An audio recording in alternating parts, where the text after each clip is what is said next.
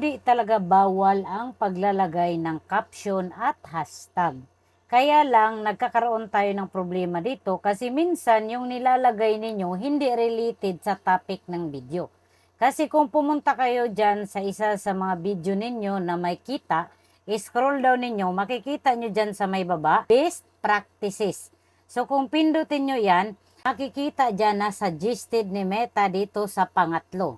Add hashtags to your caption. So inutusan niya tayo na maglagay tayo ng hashtag at caption sa mga ginagawa nating video.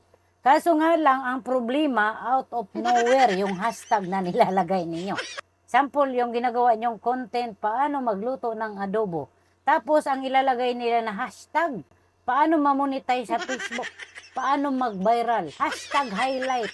Ano kaya yun? Yung caption na nakasulat dyan sa mga video ninyo or sa thumbnail ninyo, dapat related sa topic ng video. Pwede po tayong maglagay ng hashtag at caption, pero related sa topic ng video natin. Kung ako sa inyo, yung mga hashtag ninyo na out of nowhere, itigil nyo na.